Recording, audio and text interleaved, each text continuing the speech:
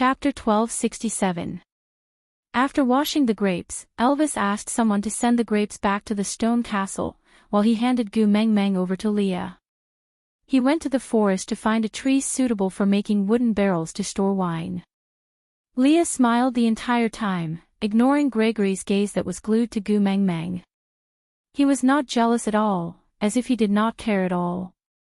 The stone castle was the residence of the two beast kings and the ninth highness, so outsiders were not allowed to enter. So after washing the grapes, other than those who helped to carry the grapes, the rest of the tribesmen returned to their own homes. Only Gu Meng Meng, Leah, Gregory, Oriton and Sandy's family were left in the stone castle. Gu Meng Meng divided the grapes into two big basins, one for Sandy to bring back to eat, while asking Leah to keep the other for them to eat. Then, she placed the remaining grapes in the stone basin, and called the little snakes over to grind the fruits into mud like last year. Sandy was intrigued and chased after Gu Meng Meng with questions, while Gu Meng Meng answered all of them patiently. It was only when Elvis returned with his men carrying the newly made wooden pail and the temporarily sealed stone basin's lid that Sandy could finally relax. She tugged at Gu Meng Meng and said, the way that fellow looked at you was not quite right." Gu Meng Meng looked over and Gregory immediately averted her gaze. He turned his head stiffly and looked a little suspicious, but Gu Meng Meng did not think too much about it. After all, he had made it clear from the start that he did not fancy her, so he would not slap her in the face like this, right? Sandy saw that Gu Meng Meng was not paying attention and tooted. She poked Leah again and said, that bird man is powerful and has a unique look. He is on a different path from you and Elvis. If Gu Meng Meng accepts him, you might fall out of favor." Leah just smiled and said nonchalantly, "What else can I do? My Gu Meng Meng is so outstanding, everyone will definitely love her. If I guard against everyone, then I will be filled with love rivals."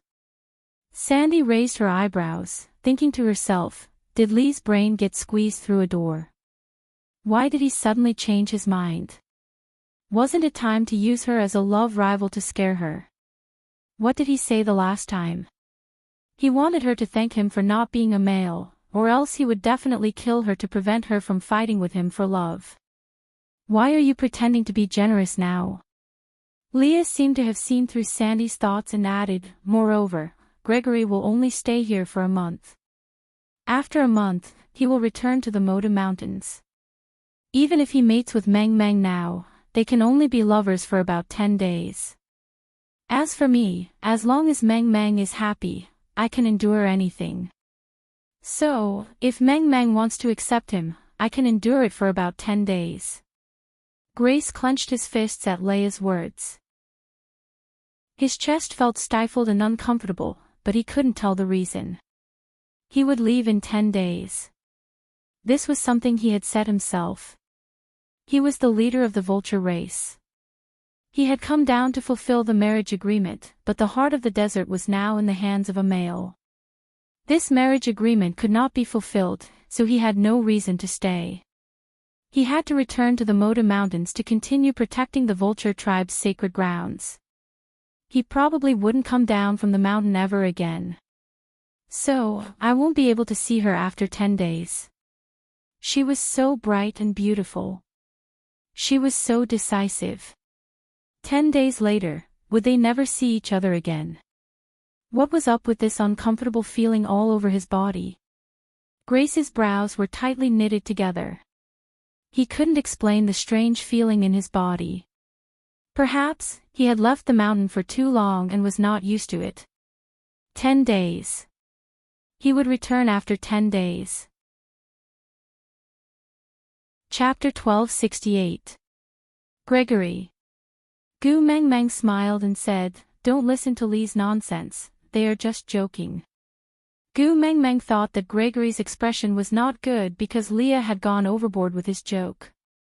After all, to the males in the beast world, mating was a sacred thing and should not be used as a joke. Gregory's face was expressionless, but his eyes dimmed. He nodded and said, "I know." "Oh right, what is the bird you brought back previously?" The one with beautiful feathers. Gu Mengmeng changed the topic to avoid awkwardness. Gregory thought for a while and said, Melody. Gu Mengmeng nodded furiously and said, yes, that's it. Is it hard to catch that bird? Gregory shook his head and said, not hard. It was just that the habitat of that bird was rather far away and they happened to pass by this area when they were migrating previously, so Gregory caught 2 for Gu Mengmeng to try. Then can you catch a few more? I like the feathers of that bird and want to make a fan with feathers. It would definitely look really good. Gu Mengmeng had been thinking about it for a few days. She had tidied up the feathers of the 2 Melody previously, but it was not enough to make a big fan with feathers. Gregory nodded and said, all right. To catch a Melody, Gregory would need to fly at full speed for half a day without stopping. A round trip would take an entire day. If he could catch 2 at once, he would need to make a few rounds to catch enough for her to make a fan. That was good too, he would not have to keep looking at her when he helped her catch a Melody. Perhaps he would not feel so strange if he looked at her less. With that, Gregory spread his wings and flew away. Gu Mengmeng stood at the same spot and reached out her hand to cawing.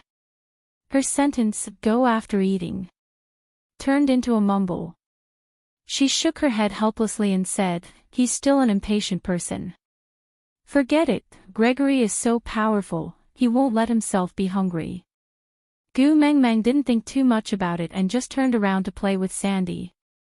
She said that when the feather fans were ready, they would each have 1 so that they could use the fans to fan themselves during the hot rainy season and dry season. There was no need to use the elephant ear leaves anymore. Leo looked at Gregory, who had flown far away, with a faint smile on his lips.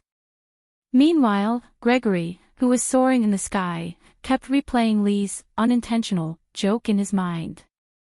Even if they mated now, they could only be a loving couple for 10 days. This sentence was like a spell, lingering in Grace's mind endlessly. Distraught, he rushed into the Melody's resting place and easily grabbed 2 Melody with his claws that were as sharp and hard as steel. After circling around, he flew back towards Sauter like an arrow released from a bow. When he came back, it was already noon the next day. Gu Mengmeng was taking an afternoon nap and Gregory had mixed feelings about not seeing her. He didn't know why he seemed to be afraid to see her. When he heard that she was taking a nap, he was relieved, but the sense of loss came one after another, overwhelming him.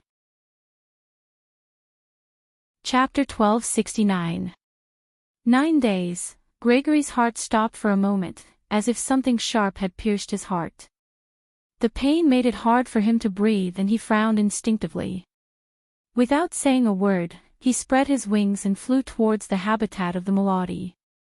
During the flight, he was in a state of absent-mindedness, flying based on his instincts. His mind kept replaying the countdown that Leah had accidentally mentioned. 9 days, there were only 9 days left. Could that feather fan be completed? If only it could, she was so looking forward to it. What expression would she have when it was completed? Would that pair of clear eyes be sparkling? Would she smile like a child? If he was the one who caught all the Melody for her, then her smile, would a part of it belong to him? With that thought in mind, Gregory returned to the stone castle of Sauter on the morning of the 8th day of the countdown. He ignored the fact that he had repeatedly broken his flight limit to fly back. He was afraid that he would find out that he wanted to see her earlier. He was afraid that she would be taking an afternoon nap when he came back. He was afraid that he wanted to see her. He wanted to see her like crazy. Gregory, you don't look too good. Gu Mengmeng looked at Gregory, who was carrying 2 Melody in his hands, and was a little confused. I haven't seen you for 2 days, where did you go? Gu Mengmeng still did not know that the Melody was very far away. Gregory would need to fly for a day and a night to catch these 2 birds. Nothing much. Gregory handed Melody over to Leah and subconsciously walked to the water bucket to look at himself in the water. His complexion was really terrible. The vultures were not weak birds, it was normal for them to not sleep for a few days and nights. But he had only flown for 2 days and he was already so haggard. The problem was not the lack of rest or food. The anxiety and uneasiness in his heart was the real culprit. "I'll leave first." No matter what, Gregory still did not want Gu Mengmeng to see him in such a pathetic state. Since you're already here, let's have a meal together." Gu Mengmeng called out to Gregory. Gregory pursed his lips.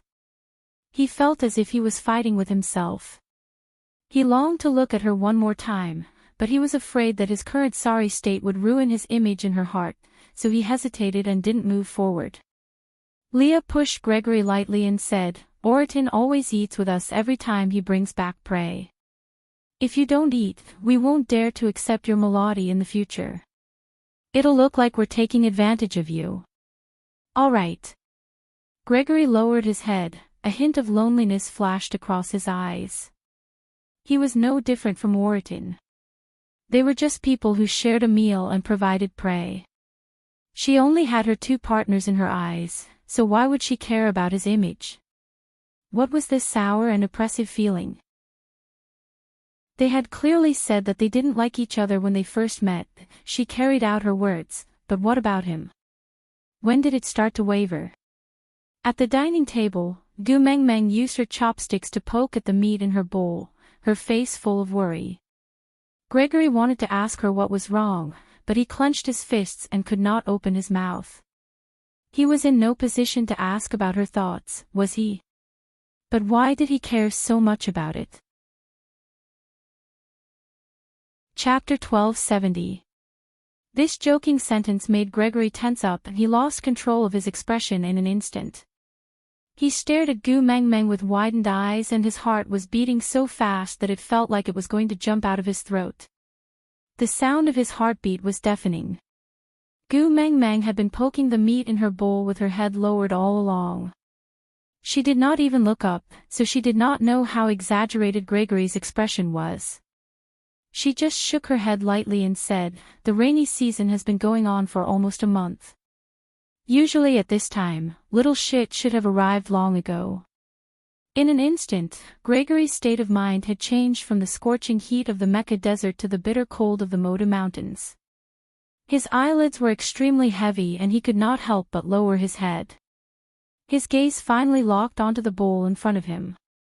It was so empty that there was no color in it.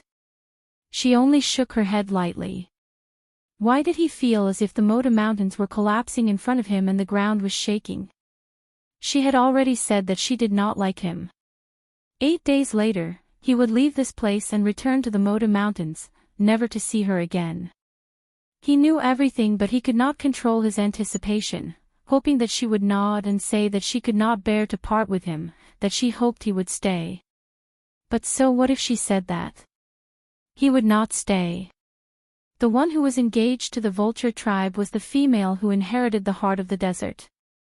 But Gu Mengmeng clearly did not have the heart of the desert and the one with the heart of the desert was not a female.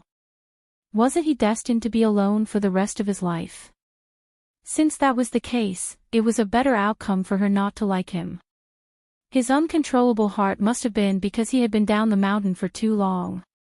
The climate here was different from the top of the mountain. It was all right. They would return to the Moda mountains in 8 days. By then, without Gu Mengmeng, his life would return to its previous peacefulness. But, how did he survive on the Moda mountains in the past? Why was it that he could not recall it more and more recently?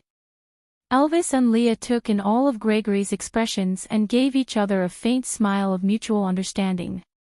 Elvis hugged Gu Mengmeng's shoulders and said, "If you want to see him, I will send someone to the Snake King Valley to look for him."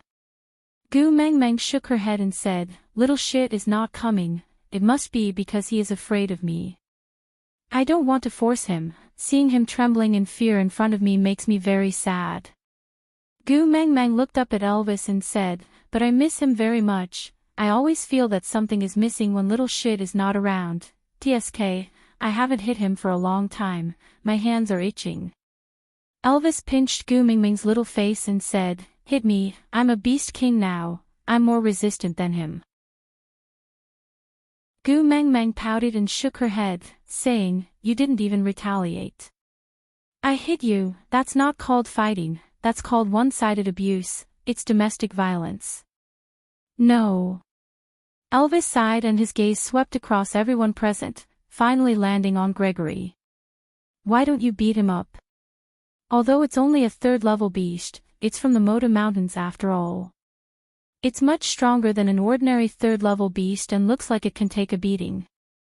Gu Mengmeng followed Elvis's gaze and landed on Gregory's face. Then, she shook her head and said, "I still want to beat little shit up." Gu Mengmeng lowered her head and continued poking at the meat in her bowl, mumbling, "Little shit won't hide from me forever, right?" Chapter 1271. The meal ended abruptly because Gu Mengmeng had something on her mind. Leah took out Gu Mengmeng's half-completed feather fan and placed it on the table. "Alright, give Wabi some time to get used to it. Maybe he'll come when you're done with the fan." "Really?" Gu Mengmeng looked up at Leah. Leah nodded. Really?" Leah added in his heart. "Since you want to see him, I will bring him to you even if I have to resort to trickery. Moreover, with Wabi's stupidity, it would be too easy to trick him." Gu Mengmeng's mood improved upon hearing Lee's words. She picked up the fan and continued sticking the feathers onto the bamboo fan frame. As she did so, she said, Gregory, I really have to thank you.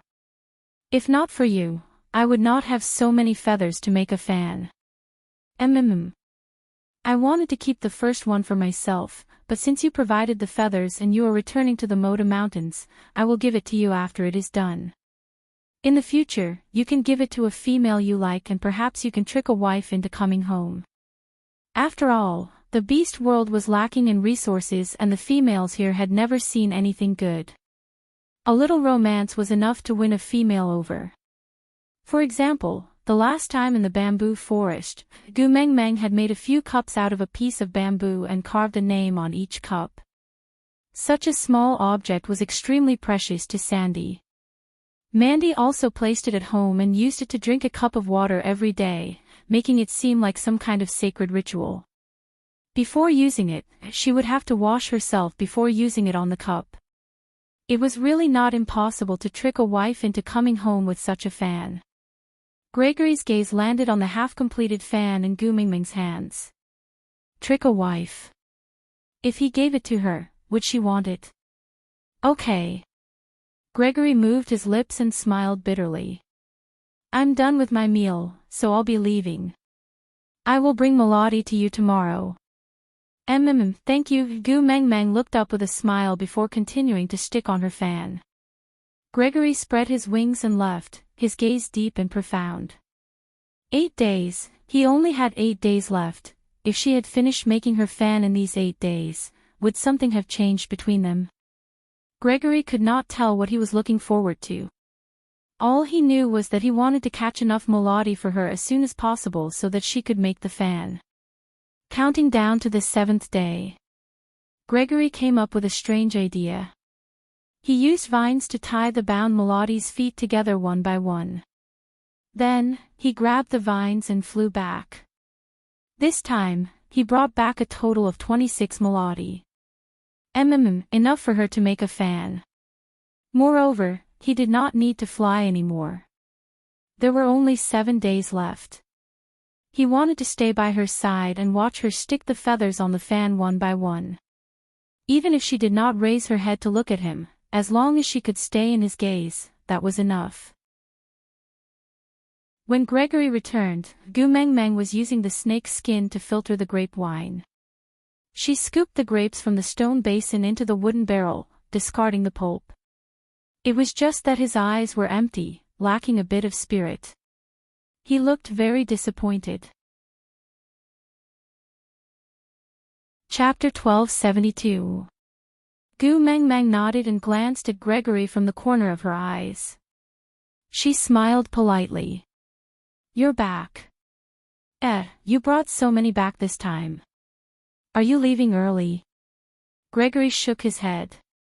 It's just too troublesome to fly back and forth, so I brought more back in one go. Gu Mengmeng nodded and heaved a sigh of relief. I thought you were leaving early. It's so hard for me to have a friend whom I can get along well with. I can't bear to leave just like that. Gu Mingming's unintentional words made Gregory tremble. She said, "Can't bear to leave." Gregory felt as if a rainbow cake had fallen from the sky and smashed onto his head. He was completely dumbfounded. So the 3 words, "can't bear to leave," were so mesmerizing. Yeah. Gregory didn't even know what he should say. He just stared at Gu Mengmeng without blinking. Leo waved his tail and chuckled. My Gu Mengmeng is always so sentimental.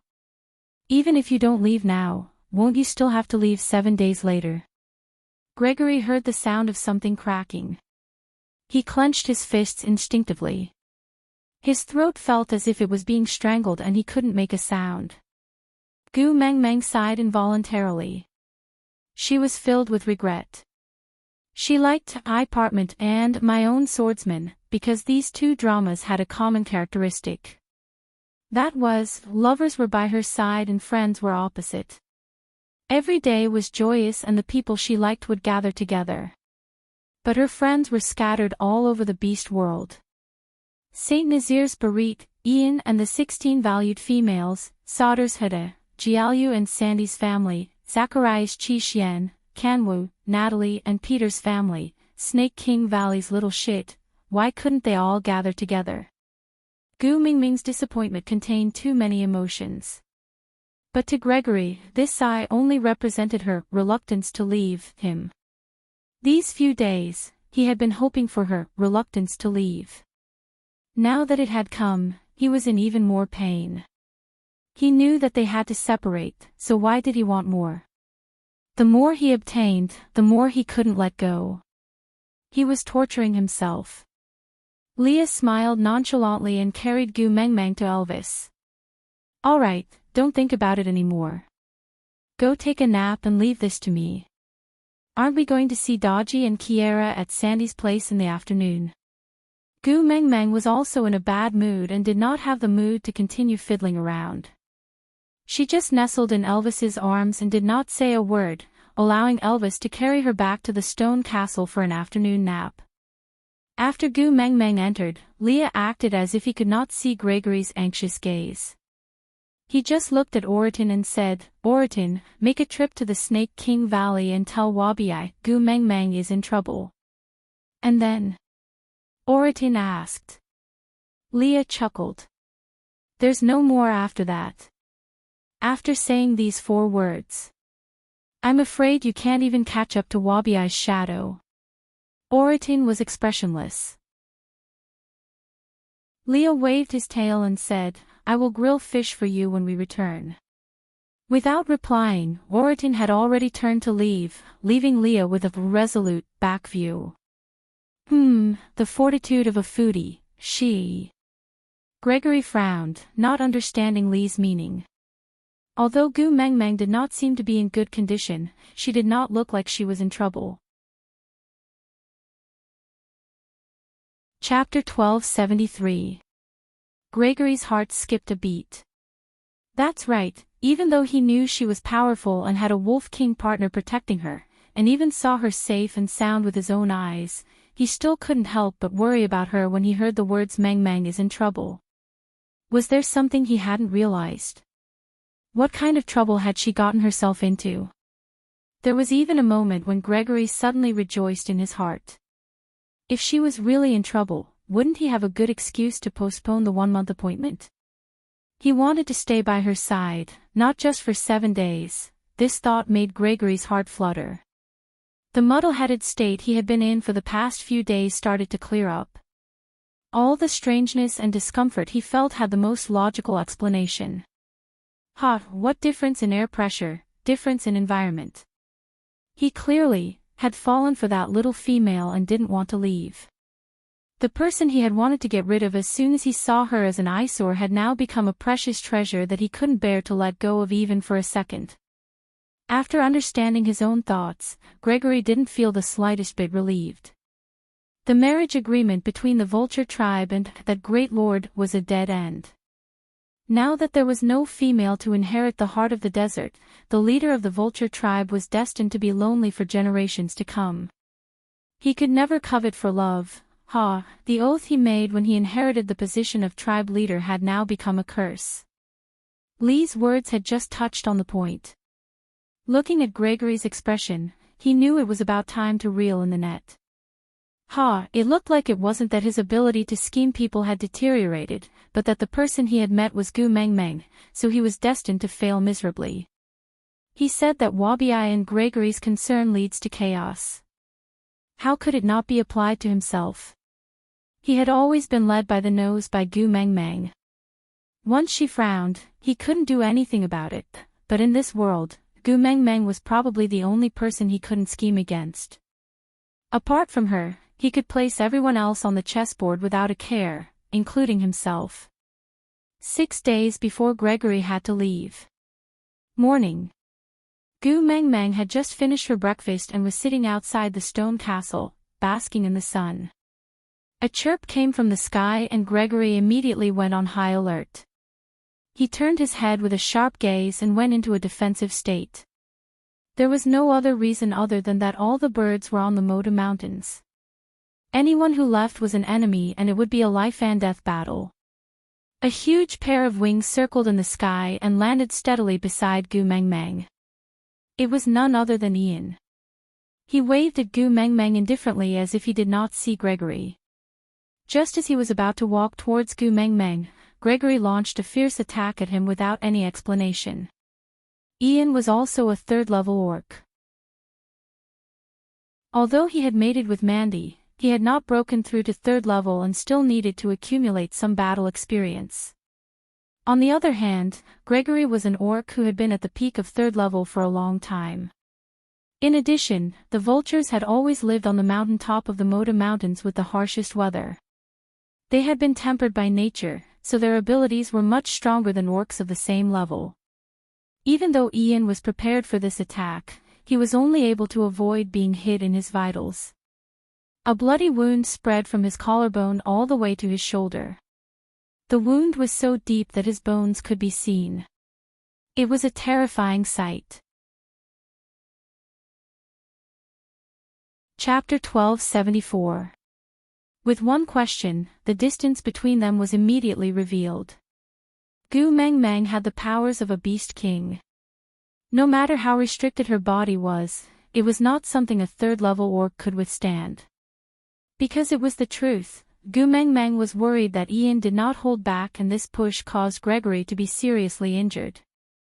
His throat was filled with blood but he gritted his teeth to prevent any blood from leaking out. He forcefully swallowed the mouthful of blood back down. Clean up the family. Gregory gritted his teeth.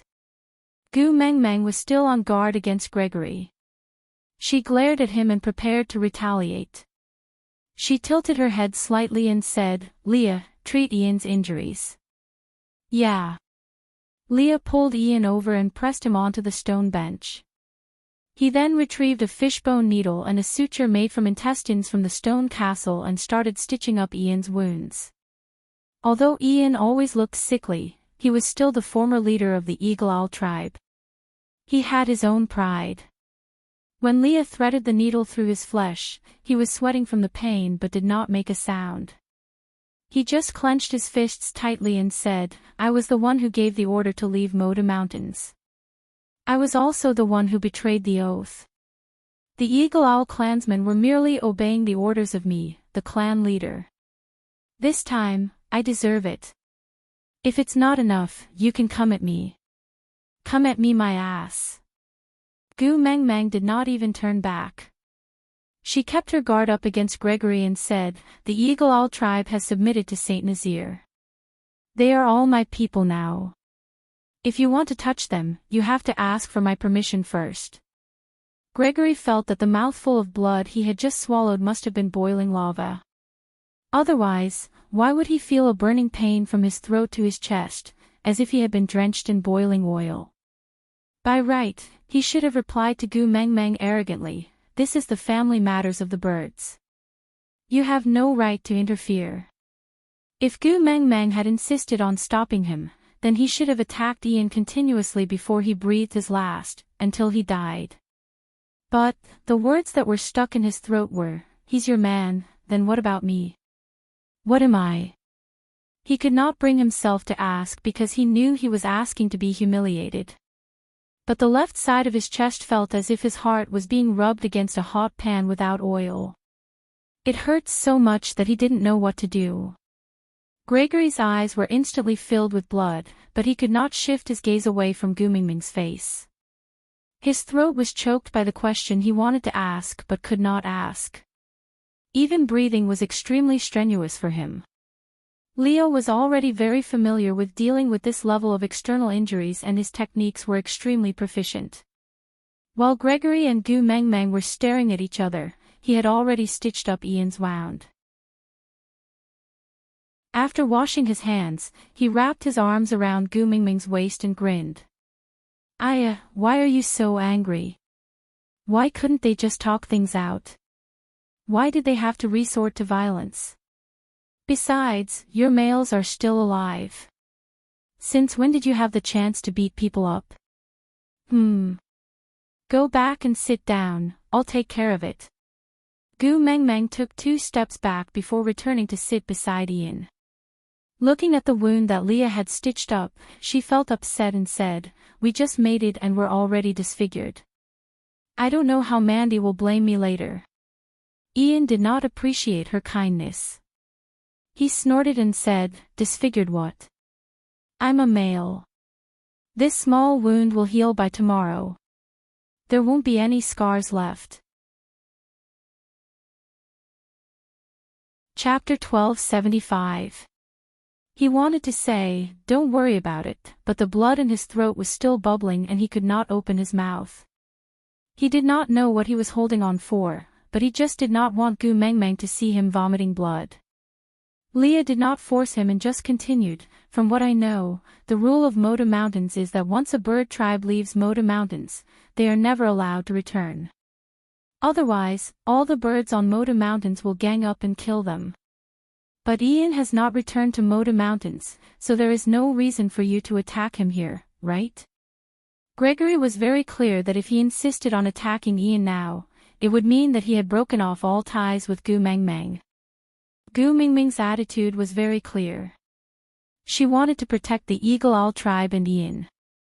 Just thinking about her guarded gaze just now, Gregory's heart was torn apart.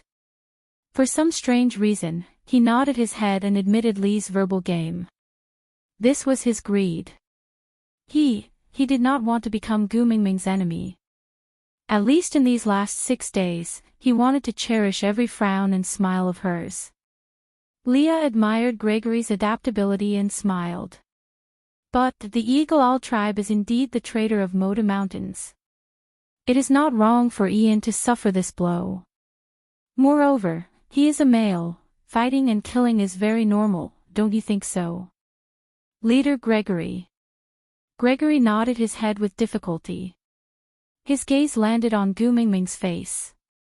Seeing that her expression had cleared up, the tightness in his chest could finally be released. Leah patted Gregory's back nonchalantly, as if to comfort him. In the end, the mouthful of blood in Gregory's mouth was spat out by Leah just like that. "Aya, why did you vomit blood?" Leah exclaimed in surprise. He then hurriedly pulled Gregory to sit at the side of the stone table, diagonally opposite Gu Mengmeng. He took out a clean beast skin for Gregory to wipe the corners of his mouth and said in a seemingly reproachful but yet helpless and doting tone, "Gu Mengmeng, aren't you being too heavy-handed? It's just 2 males fighting. It's fine if you side with them, but you still want to kill them." Gu Mengmeng was a little dumbfounded when she saw Gregory vomiting blood. She was too anxious just now and did not hold back her strength. She seemed to have pushed him quite hard. Clearing her throat, Gu Mengmeng stood up and walked to Gregory's side. She took the beast skin from his hands and helped him wipe the corners of his mouth. She said awkwardly, "Sorry, I was too heavy-handed. I didn't mean to hurt you like this." You don't have to apologize.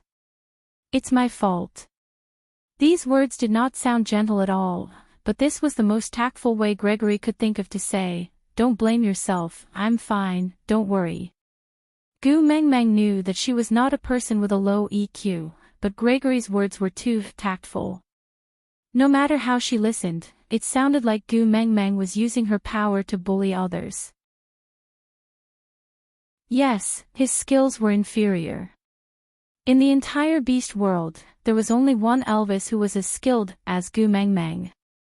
Other than Elvis, everyone else was inferior in front of Gu Mengmeng. But Leo was right. Outsiders should not interfere in a battle between males. Moreover, Ian was indeed the traitor of the Moda Mountains. As the leader of the Moda Mountains, Gregory did have the right to get rid of him. She was too rash in this matter, but she could not stand by and watch Ian get killed just like that. Chapter 1276. All right. Gregory replied with a bitter smile.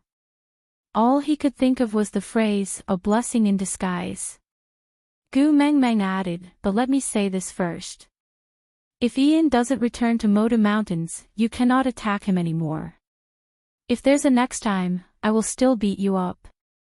Gregory did not say anything, but Ian snorted coldly. "I can settle my own matters myself. Do I need you to show off? You can't even beat him, why are you acting like you're 13 points? Gu Mengmeng turned around and scolded him without holding back. Ian originally had the look of a sickly crown prince. Now that he was injured, his face turned even paler and he looked like he was about to die. He clearly had handsome features, but he put on a look of disdain in front of Gu Mengmeng.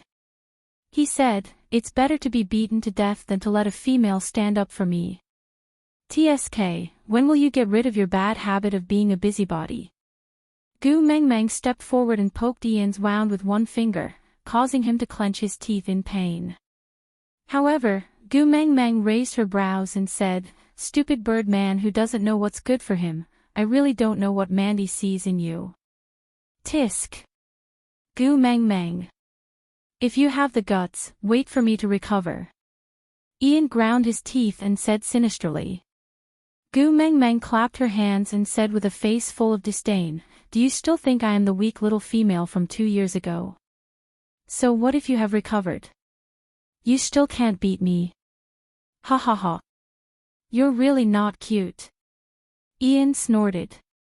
Gu Mengmeng chuckled. "The whole world thinks I'm cute. Only you think I'm not cute. That only proves that your eyesight is bad and you have a problem with your sense of beauty." The whole world. Where? Ian retorted indignantly. Gu Mengmeng hugged Elvis on her left and Leah on her right. She smiled brightly and said, "My hubby is my entire world. If they think I'm cute, then I'm cute." Elvis flexed his fingers and chuckled. "Yeah, I'll help you kill whoever says you're not cute. That way, only those who think you're cute will be left in this world. All right." Ian rolled his eyes and rejected the low-quality dog food that she was sending him. Gu Mengmeng won the first round. Gu Mengmeng proudly kissed Elvis and Lee's cheeks and took 2 fruits from the fruit platter. She bit one and threw the other to Ian. Ian had injured one shoulder and could only use his other hand to catch the fruit Gu Mengmeng threw at him. He did not stand on ceremony and directly took a bite. "Do you know about the stray beasts attacking Saint Nazaire?" "Yes, I heard from the informant." "Are the losses serious?" Gu Mengmeng asked. Ian shook his head and his gaze swept past Leah. Without stopping, he said nonchalantly, "Only Maya was lost. The other females managed to escape because they went up the mountain to pray. The tribe lost some food and a few caves were messed up. These are all small matters. Barit and I can handle it." Gu Mengmeng nodded and did not say anything. After Ian finished his fruit, he asked again, "Then will you return to Saint Nazaire this winter?" Mandy. Chapter 1277. Gu Mengmeng was so engrossed in her conversation with Ian that she did not notice Gregory's envious gaze behind her. He was extremely displeased with Ian's tone towards Gu Mengmeng. This displeasure was even greater than the displeasure he felt towards Moda Mountains when he broke his oath. Wanting to kill him because of the oath was his duty, but wanting to kill him because of his attitude towards Gu Mengmeng was a roar in his heart. When he saw the present, his anger had already subsided, and all that was left was loneliness. Ian and Gu Mengmeng were obviously not partners. They both had their own partners and did not spend much time together. But from the moment they met, they were not at all distant. This was the first time Gregory saw Gu Mengmeng baring her fangs and brandishing her claws. In his impression, other than that time when she went out to pick grapes from the tribe, she was always warm to everyone else. However, Ian seemed to be very special. The way they interacted with each other was very different. Even though it was all sharp words, there was no anger. No matter how sharp their words were, when she had a delicious fruit, she would subconsciously throw one to Ian, and Ian would catch it without any hesitation and eat it. They could even switch from fighting to normal mode in an instant, and then from normal mode back to mutual attack mode. But even though Gu Mengmeng said that he was a bad friend who could not do anything but spoil things, the moment he was attacked, Gu Mengmeng still rushed out without thinking and stood in front of him. Ian must be special to Gu Mengmeng. But, why? They were clearly not partners, so why was he so special? Envy, jealousy, he wanted to go crazy. Especially when Gu Mengmeng stood against him without hesitation for Ian, Gregory's eyes almost popped out of their sockets. For the past 24 days, she smiled at him, treated him well, used Melodi's feathers to make a fan, and even said that she wanted to give him the first one. She even said that she could not bear to give it to him. Were all these just illusions? Was he not even worth a mention in her heart? But just now, she wiped away the blood at the corner of his lips so gently and apologized. No matter how he did not go down the mountain, Gregory also knew that in the beast world, it was normal for a female to want to cut open a male's chest to see what his heart looked like. She just gave him a push. Why did she need to apologize? Gregory's attention was all on Ian and Gu Mengmeng. He completely did not notice Lee's helpless chuckle. Sometimes, strength and intelligence really couldn't be compared. It was just a clumsy method of giving a sweet date after a slap, but this Gregory was like a naive brat who didn't know the ways of the world. The first awakening of love was probably like this, right? Leah did not even need to think about it to easily guess what Gregory was thinking. If he had abandoned Moda Mountains like Ian, would Gu Mengmeng treat him the same way she treated Ian and give him a special treatment? Leah did not even need to think about it. When he was in danger, she stood by his side without hesitation. This was the reason why Ian had long arrived at Sauter, but Leah did not allow him to show himself. Just like what Gu Mengmeng had said, beggars would not envy Ma Yun for his wealth, but they would envy the beggar on the neighboring street for getting $2 more than him today. Gregory was the same. He would not envy how well Gu Mengmeng treated Elvis and Leah, because they were Gu Mengmeng's partners and he was not. Chapter 1278. Every day, Leah would remind Gregory of the countdown of losing Gu Mengmeng. When Gregory's uneasiness and reluctance to part with her reached a peak, Leah would show him another possibility called Ian. A person who lived in the harsh cold would not be afraid of the cold, unless he had experienced warmth. A person who had nothing would not worry about gains and losses, unless he had obtained something. A person who had no desires would not have any weaknesses, unless he was greedy. So, Leah kept Gregory by Gu Mengmeng's side and did not mention a word about the Moda Mountains, gradually weakening his defenses. Then, as someone who had also escaped from the abyss of loneliness, he knew better than anyone how attractive Gu Mengmeng's sun-like warmth was to someone who had never experienced beauty. After experiencing warmth, he would naturally be afraid of the cold. And this greed was the chain that was strangling his throat. On the 5th day of Gregory's departure, Sauter was in an uproar. Before the sky brightened, a black figure rushed into the stone castle. It was so fast that even Elvis could not stand up in time and could only protect Gu Meng Meng in his arms. His sharp claws grabbed the intruder's throat in an instant, but that person did not seem to feel it at all. He just stared at Gu Meng Meng's shoulders with bloodshot eyes and shook her with all his might. Gu Meng Meng. Open your eyes right now. Open them. When Elvis saw who it was, he sighed in exasperation and retracted his claws. Gu Meng Meng was sleeping soundly when she was shaken so badly that the world spun around her. She looked at Wabi-ai in a daze and was completely unaware of the situation. She replied in a daze, "Little shit, what's wrong with you? I was the one who wanted to ask you. What's wrong with you? I'm warning you, I won't allow you to die." Gu Meng Meng's shoulders were hurting from the grip. She took a deep breath and could not calm herself down as she looked at Wabi-ai's crazed look. She smacked his head and sent him flying. Then, she rubbed her shoulders and stood up to walk over to Wabi-ai. "Calm down, who told you that I was going to die?" Wabi-ai was a little dazed from the smack. He stared at Gu Meng Meng with widened eyes. Seeing that she was indeed unharmed, he finally heaved a sigh of relief. "It's good that you're fine, it's good that you're fine, damn it, you scared me to death." Gu Meng Meng looked at Wabi-ai curling up in a corner trying to calm himself down. She did not know whether to laugh or cry. She kicked him. "I hate it the most when people disturb my sleep. I'll let you off this time on your account. Think how to explain to me tomorrow. If you don't explain well, I'll cook snake stew with you. Sleep, the sky is not even." Gu Meng Meng snuggled back into Elvis's arms and fell asleep after a while. It was so Gu Meng Meng sure.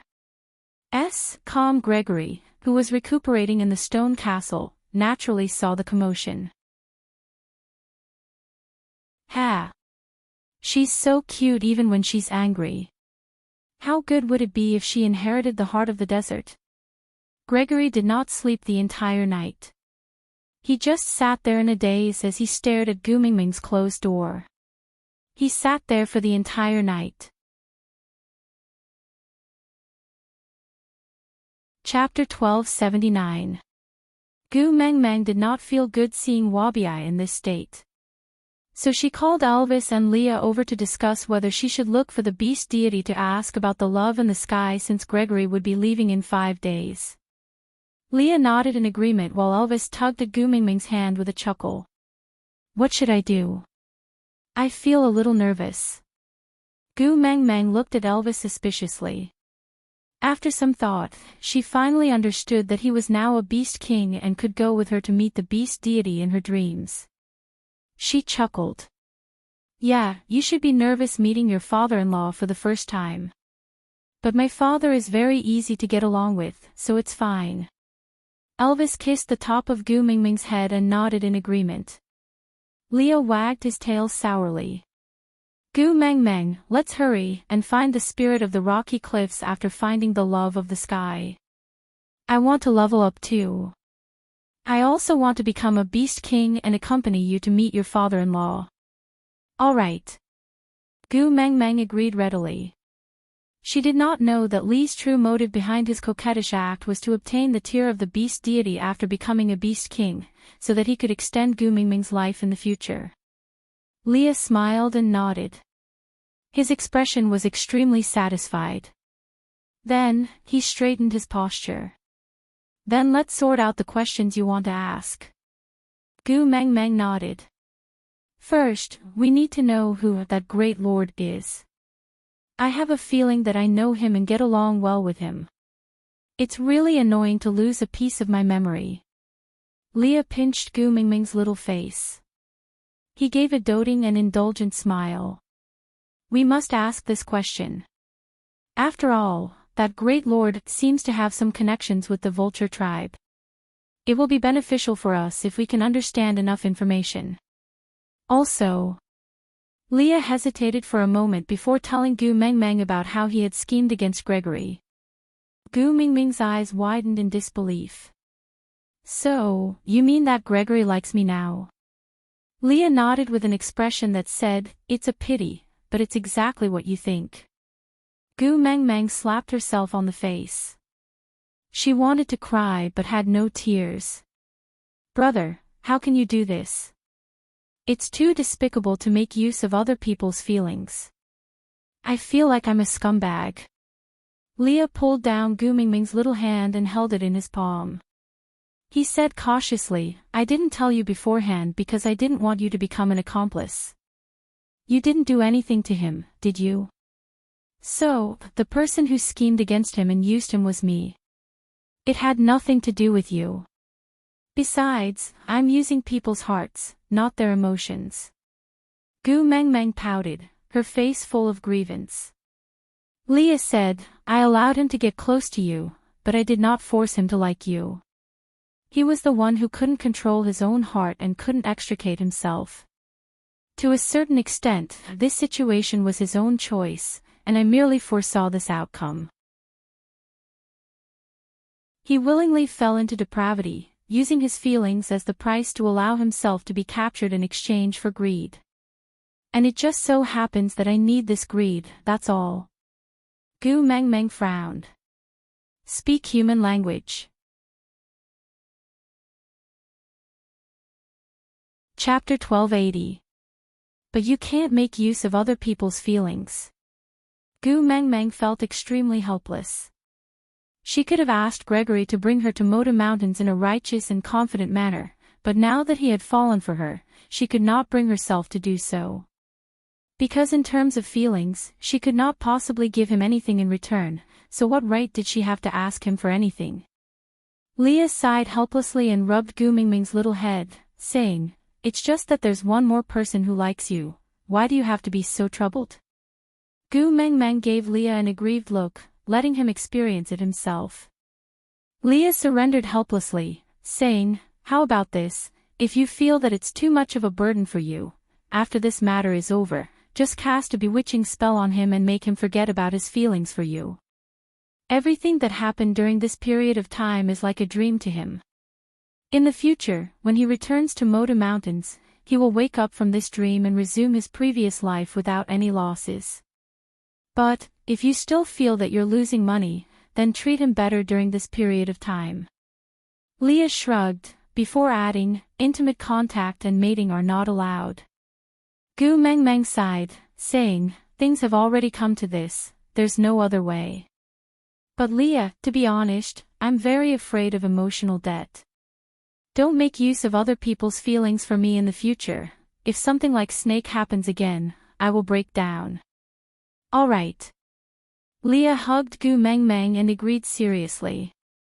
Actually, he did not wish for so many people to covet Gu Mengmeng, but what other choice did he have? Gu Mengmeng was the brightest star in the world.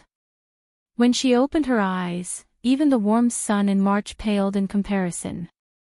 In this world, who else could make people fall in love at first sight and be infatuated with her for the rest of their lives? But, in his scheme, the most he could do was to allow others to like Gu Mengmeng, but he would never allow others to obtain Gu Mengmeng. Moreover, Leah would not feel any sense of guilt because of this. In the beast world, being weak was a sin in itself.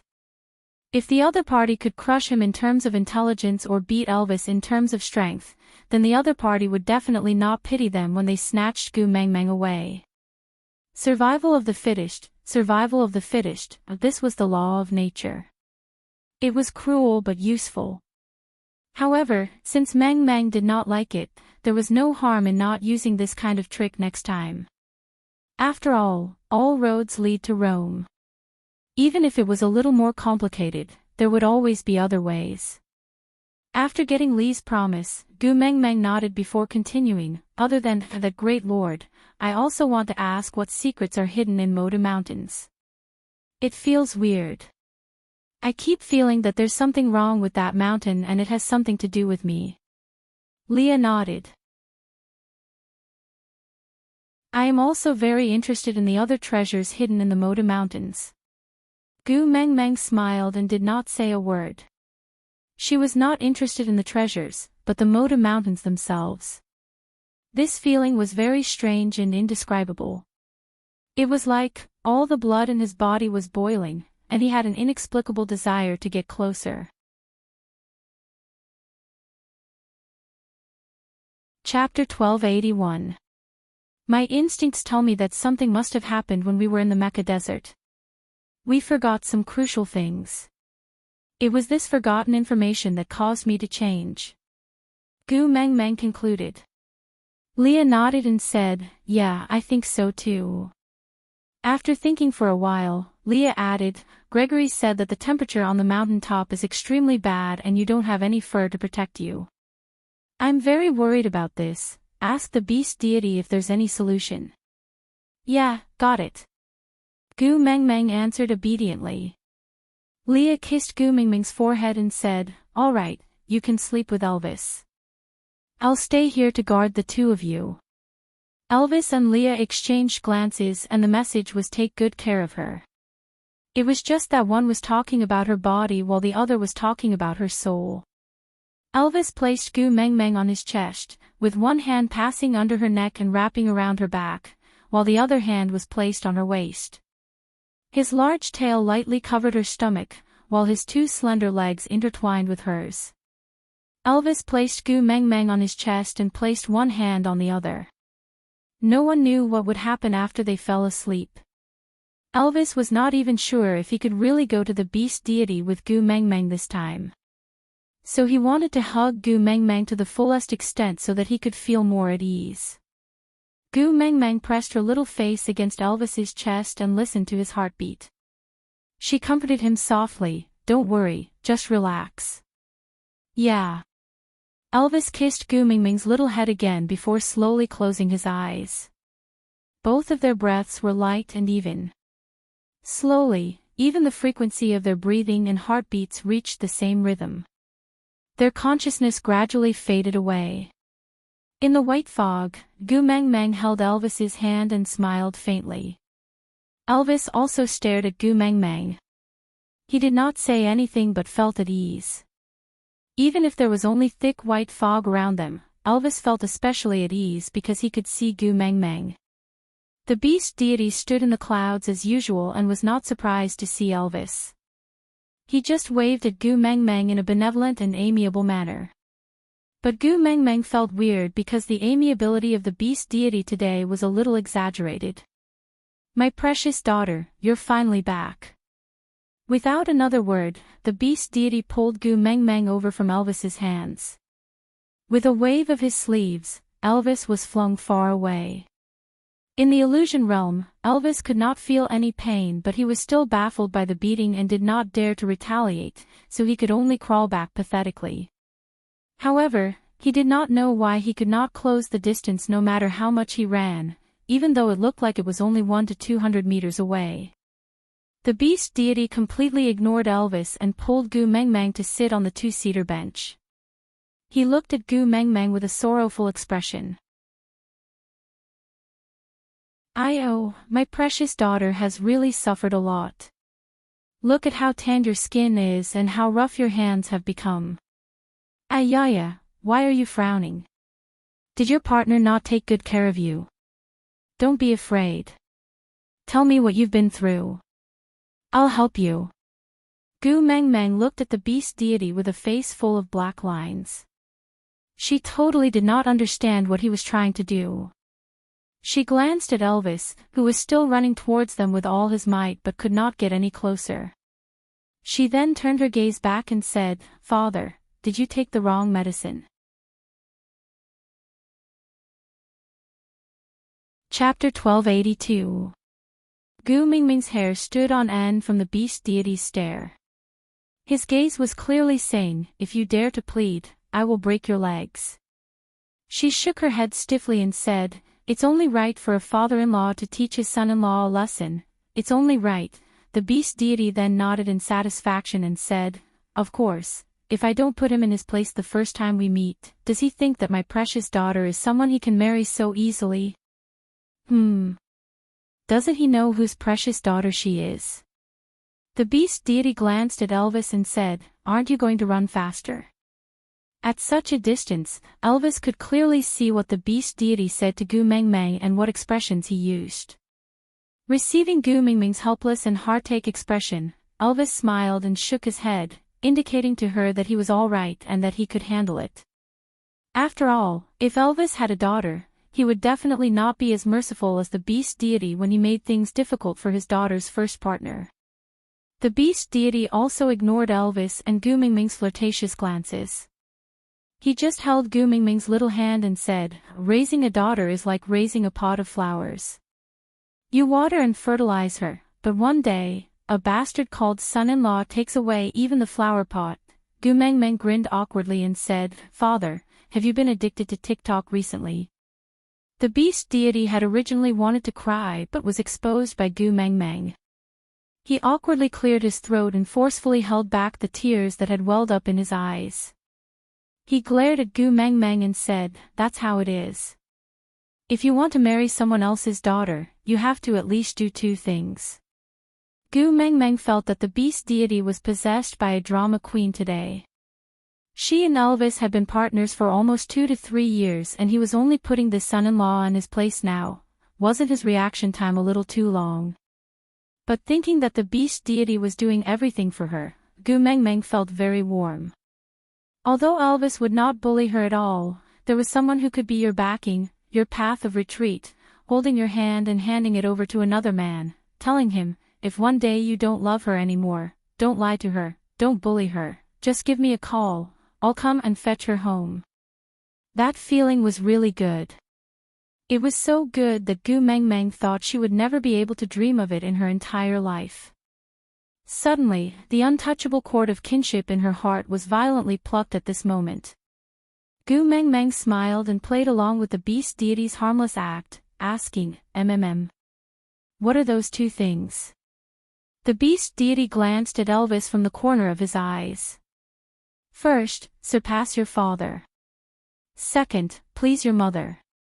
I am a father and a mother at the same time, so he wants to surpass me and please me at the same time. If he can't do those two things, and want me to acknowledge him as my son-in-law. King me." Gu Mengmeng smiled and nodded. "Beast's Ling line." Elvis returned her a determined gaze before transforming into a wolf and sprinting towards Gu Mengmeng with all his might. Gu Mengmeng felt that Elvis was really quite pitiful, so she wrapped her arms around the beast deity's shoulders and said, "But father, what if my mother-in-law also makes things difficult for me in the future?" The beast deity laughed coldly. "If they think they can afford to offend me, they could try bullying you." Gu Mengmeng's heart warmed. She hugged the beast deity and rubbed her furry little head against his shoulder. "Father is mighty and dominating. Unify the martial world." The beast deity held Gu Mengmeng's hand. "Daughter, look. This is the martial world Father has conquered for you. It will all be yours in the future." Ha ha ha ha.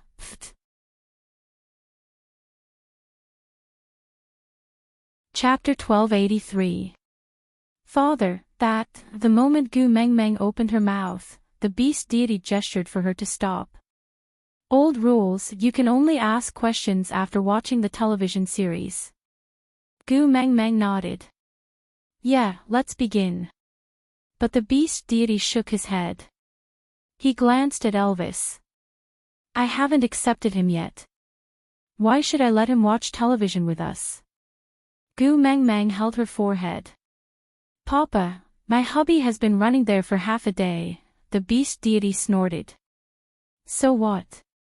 How much did you suffer to give birth to his wolf cubs? What about him? What did he do? Why should he enjoy the pleasurable process while you bear the painful consequences?" Gu Mengmeng blushed. She shook the beast deity's shoulders.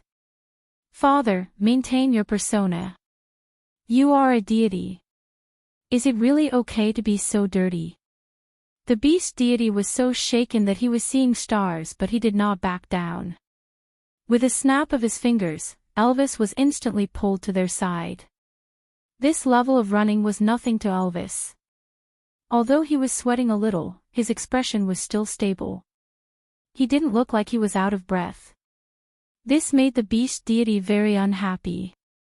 He felt like he hadn't vented his anger. So she hugged Gu Mingming's shoulder with one hand and slapped away Elvis's wolf claws that wanted to grab Gu Mingming's little hand with the other. She said, "Do you know how painful it was when my daughter gave birth to your child?" Elvis nodded. His expression was solemn. Elvis had personally delivered Heda and the other little ones. Gu Mingming's tragic cries were still Elvis's nightmares. In Elvis's memory, Gu Mengmeng had made him feel so much pain that he wanted to die twice. The last time she was extremely quiet was when Snake carried her back to the Snake King Valley. At that time, she was like a broken doll without a soul. Her blood dripped all over the ground, but she could not even make a sound, as if she was dead. The other time was when she was giving birth. Her cries pierced through the clouds and shattered his heart. It was as if thousands of ants were gnawing on his bones. It was so painful that he became numb. Those 2 times were nightmares that Elvis could never forget. Seeing Elvis nod, the beast deity laughed coldly. "No. What do you know? You've never given birth, how would you know?" Elvis was speechless and could only lower his head to admit his mistake, with a "I am guilty" look. The beast deity chuckled, looking as if he was up to no good. Gu Mengmeng nudged the beast deity lightly. "Father, you are a positive character. Don't smile so slyly. I will suspect that you are the villain behind the scenes." The beast deity raised his head and said, "My precious daughter is my life. I will fight to the death with anyone who makes you suffer. For you, I don't care whether it's the righteous or the antagonist or the sweet potato sect." This drama queen father was really unparalleled when he was stubborn. Gu Mengmeng felt that, maybe she should not bring Elvis back in the future. "Alright, then father, tell me, what do you have to do for Elvis to be acknowledged?" Gu Mengmeng smiled adorably, as if she was a good student begging her teacher for the final question. The beast deity glanced at Elvis and said, "Why is it that you are the one enjoying childbirth and my daughter is the one suffering? You should at least suffer the same pain and suffer the same pain to appease my anger."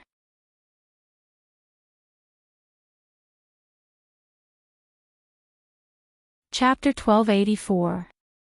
"Ha, it's the best that you can think that way. I wanted to magnify my daughter's pain by 10 times for you to endure, but on account of your proper attitude, let's just magnify it by 8 times. Don't." Gu Mengmeng hugged the beast deity, her face filled with horror. "Father, the bone cracks will open during childbirth. That kind of pain is really terrifying. If you magnify it by 8 times, he will die." The beast deity was displeased. He twitched his lips. 7.5 times. Gu Mengmeng shook her head with a pleading expression. "Father, just the original degree will do. Please, you don't want me to be a widow, right?" The beast deity smiled gently as he rubbed Gu Mingming's little head. "It's all right. You still have Leah even if he dies from the pain. In the future, when Leah comes, he will have to suffer again. If Leah also dies from the pain, I will find a better one for you. Father, you are my biological father." Gu Mengmeng wanted to cry. The beast deity acted as if he didn't understand what Gu Mengmeng was implying. He nodded seriously. "Yeah, of course I am your biological father. Why would a stepfather treat you so well? Am I right?" Gu Mengmeng held on to the beast deity's shoulders. "Father, you must have the right values. People say that it is better to demolish 10 temples than to ruin a marriage. Killing your son-in-law to find a new lover for your daughter is a degenerate act of morality and a twisted human nature." The beast deity held his heart with a heartbroken expression. His finger trembled as he pointed at Gu Mengmeng, as if Gu Mengmeng was extremely unfilial and had chased her elderly parents out of the house. All right. I have protected you with all my heart. you actually contradicted me for a little wolf cub. Aw, my heart hurts so much. Gu Meng Meng had a excuse me look on her face. Father, the Oscars owe you an identity number and a 10,086 golden statuette. Elvis's brain capacity couldn't handle the complicated situation before him. The beast deity had such a high status in the beast world that even looking up to him was a luxury. But he didn't expect the beast deity to be, so lively. And he didn't understand most of the conversation between Gu Meng Meng and the beast deity. But looking at the current situation, it seemed like Gu Meng Meng had a conflict with the beast deity because she could not bear for him to suffer. Elvis did not want Gu Meng Meng to be put in a difficult position between him and the beast deity, so he tugged at her and said, Xiao Meng, I am a male. A male's endurance is much stronger than a female's. Furthermore, I am a beast king. Don't worry. I'm not afraid of pain.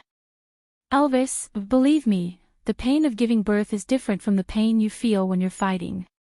Gu Meng Meng advised Elvis not to be stubborn, he should show his weakness at this moment. But Elvis smiled and rubbed Gu Meng Meng's little head, saying, if you are in pain, you should be in pain 100%. This is the punishment I deserve. Now, Lord Beast God is only punishing me 7.5 times, this is already very merciful. Moreover, I can only break free from this nightmare after I've endured the punishment. Only then can I truly face your next labor. Be good and don't interfere. Let me feel pain for you once, okay? The beast deity hugged Gu Meng Meng's shoulders and chuckled at Elvis, saying, since you've already said so, what are we waiting for? With that, the beast deity twisted his finger and a transparent square-shaped isolation barrier appeared beside Elvis. But with his strength, he could not break free. Chapter 1285. Elvis nodded. Giving Gu Meng Meng insurance was the right thing to do. Even though he felt that he would never hurt Gu Meng Meng no matter what, having another layer of insurance would make him feel more at ease. Gu Meng Meng sighed. She felt that this was a situation where one was willing to take the hit and the other was willing to take the hit. There was no room for her to intervene. The beast deity was still smiling benevolently. With a snap of his fingers, Elvis's body trembled. Sweat poured down like rain and his pupils dilated. His hands trembled as he supported himself against the transparent barrier. Tears flowed down the corners of his eyes. Gu Meng Meng's heart tightened. She looked at his palm through the barrier and asked, is it very painful? In her memory, Elvis had two of the most intense battles. The first time was when he was clearing Snake's trap in the Snake King Valley. There was not a single part of his body that was unharmed and he was paralyzed in front of Snake's door, listening to Snake's last words, so weak. The second time was before they went to the Mecca Desert. He fought with Wabi to increase his strength.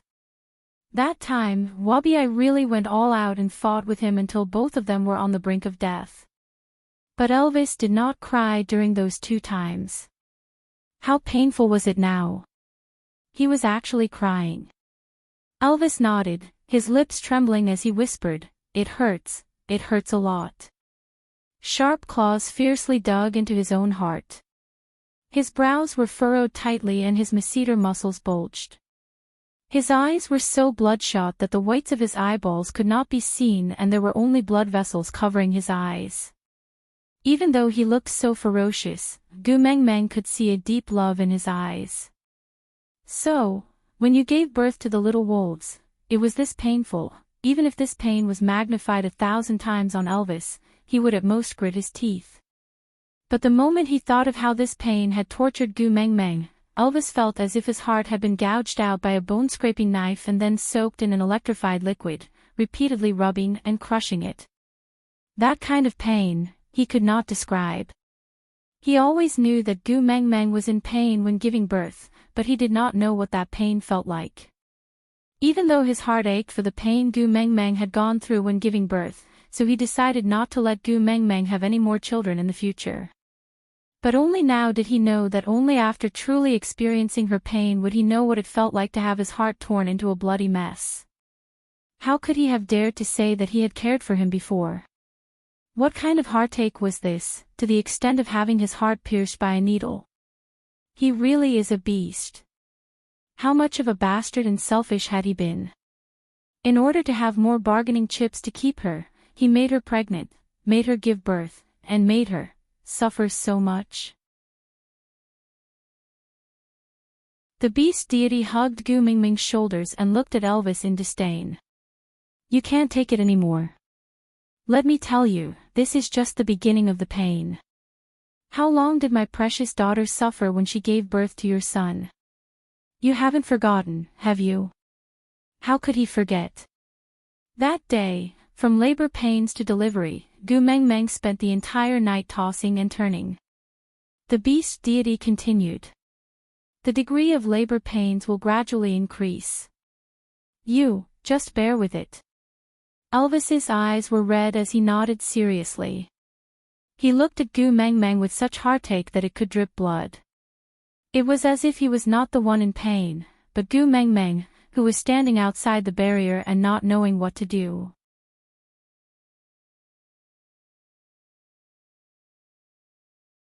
Chapter 1286.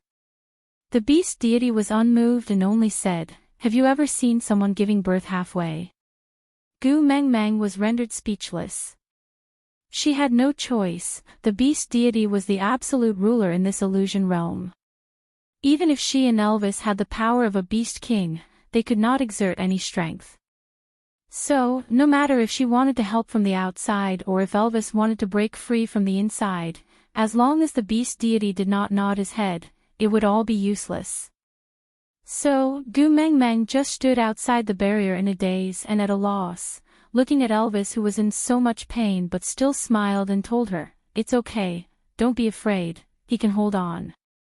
Finally, after enduring the long labor pain, they entered the labor process.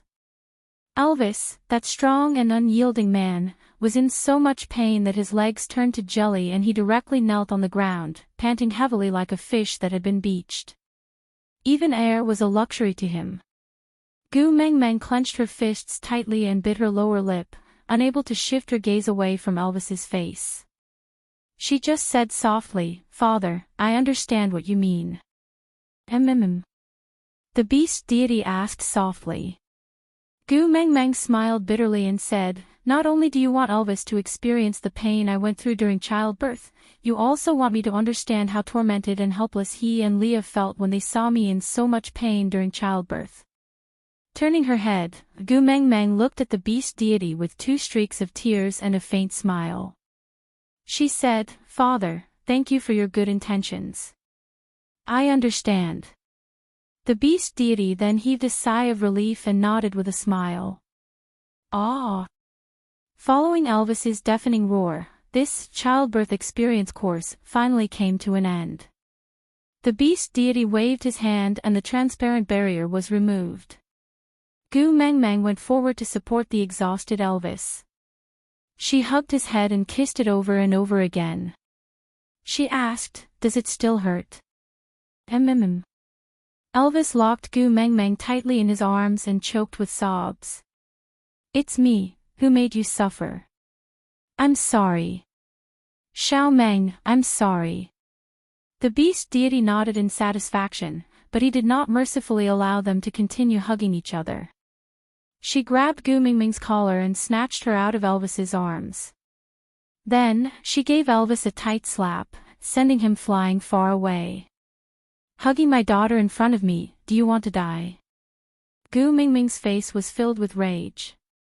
Elvis felt wronged. Why couldn't he hug his own wife? Dragging his weak and exhausted body, he staggered towards Gu Mengmeng. This time, he did not walk on the spot, he could clearly feel himself approaching her step by step. Gu Mengmeng wanted to step forward to welcome him, but the beast deity wrapped his arms around her shoulders and refused to let go. He shook his head and said, My daughter is not someone who can be married so easily. If he can't even take these few steps towards you, how can he accompany you on your journey in the future? Gu Mingming's heart ached for Elvis's suffering, but there was nothing she could do. Elvis smiled at Gu Mengmeng and said, Xiao Meng, don't worry. No matter how far away you are, I will find you. Even if you are separated by mountains and seas, nothing can stop me from getting closer to you. You don't have to come over. Just stand there and wait for me. Don't run away, don't hide, don't abandon me, that's all. Gu Mengmeng stood there and reached out a hand. I am waiting for you to hold my hand and bring me home.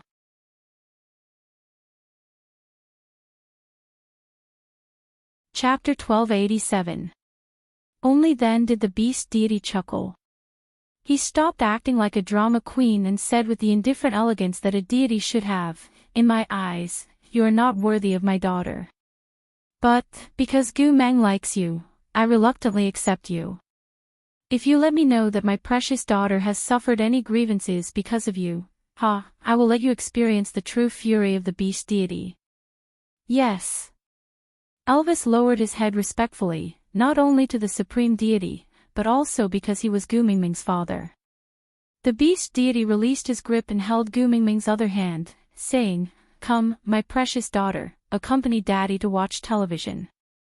With that, the beast deity pulled Gu Mengmeng to sit on the long bench for two people, while Elvis had no place to sit and could only sit on the ground beside Gu Mengmeng. His eyes were filled with deep love and he could not see anything other than Gu Mengmeng. The beast deity had no time to care about Elvis's thoughts. With a wave of his hand, a screen-like object appeared in front of the three of them. The setting was the amusement park at the end of the previous television series. The first attraction was called Waves Blossoming. A two-person seashell flew up and down, as if it was floating on the surface of the sea. When the attraction was activated, colorful bubbles would spurt out from the side, complementing the romantic music to create a relaxing and sweet atmosphere. As Snake and Gu Mengmeng had called out too hastily, none of them brought their family members. Only Snake and Gu Mengmeng were a couple and sat together. The rest were either two men or two women. But, in the past, Gu Mengmeng was the one sitting with Bailon. Now that Gu Mengmeng was accompanying Snake, Bailon was alone. She sat on the seashell alone and had just fastened her seatbelt when she heard her roommate shout to the staff in the studio, Beautiful sister, there's no need to play music later. We have our own BGM. The staff readily agreed. After all, they had booked the entire place and were the boss. They could do whatever they wanted. Before Gu Mengmeng could react, Bailan's face darkened and she roared, Ning Qizhu, do you have to be so ruthless? Gu Mengmeng, shut your mouth. You are not allowed to sing, do you hear me? Gu Mengmeng, who was still in a daze, instantly understood what their background music was when she heard Bailan's shout. She burst out laughing. Snake roughly knew what background music they were talking about, but he did not say it out loud. He just looked at Gu Mingming's radiant smile and felt extremely happy. The small shell started to move, and colorful bubbles were blown out from the four corners. When the wind blew, the bubbles scattered, making the whole scene look beautiful. 1, 2, 3. After Ning Qizhu counted to 3, all the girls started singing in unison, We're different. You're the only one in the dormitory who doesn't have a girlfriend, the chorus, accompanied by the rising and falling laughter, brightened Gu Mingming's face and warmed Snake's eyes. After coming down from the waves, Bailon pointed at Gu Mengmeng with a pained expression. You little girl, even you betrayed me. Gu Mengmeng hid in Snake's arms and laughed hysterically. Only the heavens knew that she was the one being sung along with Bailon for the past half a year. So it was quite interesting to bully others like this.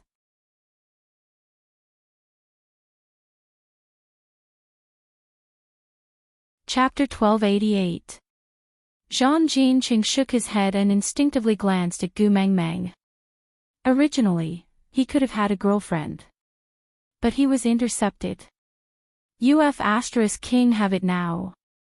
With that, Bailon locked her arms around Zhang Jin Chang's neck and kissed him. That ferocity, it was as if she wanted to eat Zhang Jin Chang like he was a smoked pork rib. Both boys and girls were heckling. Snake did not join in, but his lips unknowingly curled upwards. Although this Bailan's words were not pleasant to hear, it was undeniable that she would always help him get rid of those eyesores. Although Zhang Jinqing did not receive Gu Mingming's love letter and the two of them did not even manage to complete a full confession that day, Snakel was still very unhappy that Zhang Jinqing was very handsome in Gu Mingming's eyes and was her type. However, if he had a girlfriend, and it was Gu Mingming's best friend, Bailan, then there would be no chance for the two of them. Yes, lovers should get married in the end. The 192 tall Zhang Jinqing was held by the neck by the 175 tall Bailan in the amusement park for the entire afternoon. When they came out of the amusement park, Zhang Jinqing broke free from Bailan's grip and said, "Bailan, there's something I have to make clear to you. Your confession doesn't count. We can't be considered a couple right now." Bailan was also very straightforward. She had never liked Zhang Jinqing in the first place, but she had been so infuriated by Gu Mengmei and the other two that she had fooled around. So she simply nodded and said, "Sure." With that, Bailan let go. She chuckled and turned to look for Gu Mengmei and the rest to play. But the moment she turned, someone grabbed her wrist again. Bailan turned around and looked at Zhang Jinqing with a puzzled expression, asking with her eyes, "What are you doing?" Zhang Jinqing gulped and said, "Bailan, I like you, be my girlfriend." "Aw." Bailan looked at Zhang Jinqing in disbelief, not understanding what he meant. "Didn't you just say?" Zhang Jinqing scratched the back of his head and said, "Things like confessions should be left to the guys. Since I like you, I can't let you feel wronged. Whatever other girls have, I'll definitely let you have it too. Even if I can't give you the whole world, I can at least give you my whole world." Bailan blinked her eyes and said, "So you mean, at least, I have to give you a formal confession?" Zhang Jinqing smiled and said, "We've already kissed, you can't not take responsibility." Bailan snickered and hooked her arm around Zhang Jinchang's neck. "All right, Lilith Miss will take care of it." Since Zhang Jinqing and Bailan were officially dating today, everyone decided to follow the basketball club's rules and go to KTV for another night. When did this rule start? Yeah, it started when Gu Mengmeng and Snake were dating. That night, Snake occupied the seat on Gu Mingming's left, while Bailan sat on Gu Mingming's right. Zhang Jinqing sat on Bailan's right, while Bailan gave Gu Mengmeng a look. "Now do you understand why I don't like him?" Bailan glanced at Snake's face, then used the excuse of being tipsy to tell Gu Mengmeng, "Men, you can't choose someone who is too domineering, you have to choose someone you can control. You see, there are 3 typical cases." Gu Mengmeng chuckled and raised her eyebrows, asking, "Which 3?"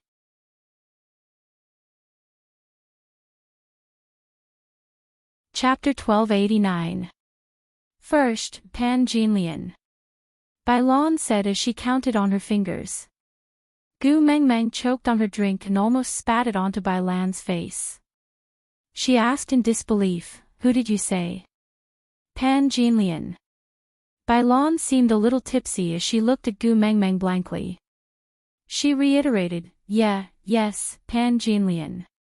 "Big sister, I studied in primary school after all, don't lie to me." Gu Mengmeng didn't know whether to laugh or cry. Even if she was busy working and did not study much, it was impossible for her not to recognize Pan Jinlian. She was not a good teaching material. Bailan waved a finger in front of Gu Mengmeng, making a no gesture. She said, "Listen to me. Pan Jinlian, tell us what?" Burp. "Ah, I remember now. Pan Jinlian told us that men. If you like them, keep them. If you don't like them, poison them to death and replace them. Simple and straightforward. Right, but look at your great Buddha. Does he look like someone who can force poison down his throat?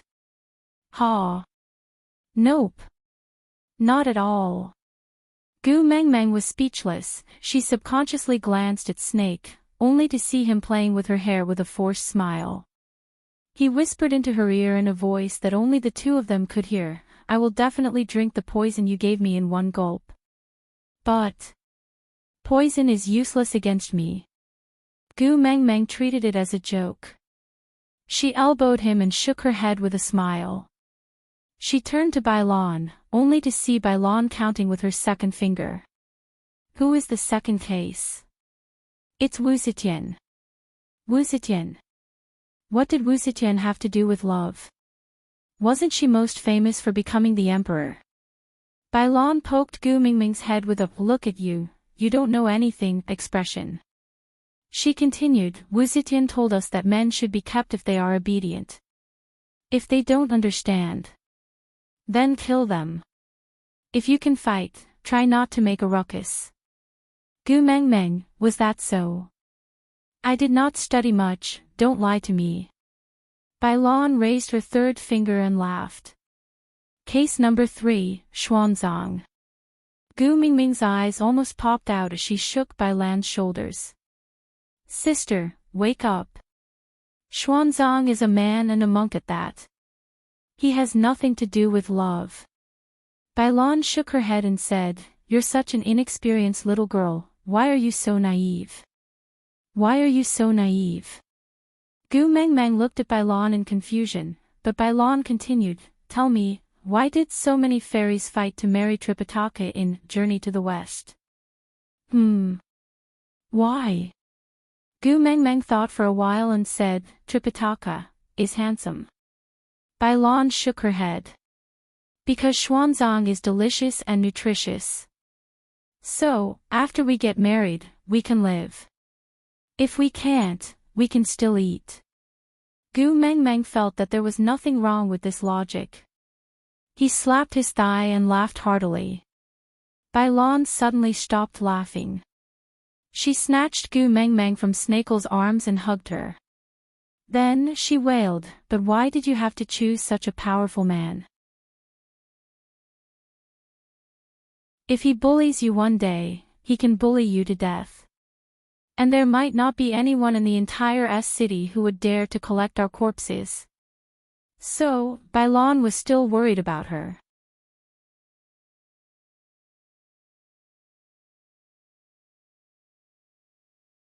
Chapter 1290. Bailon suddenly stopped crying.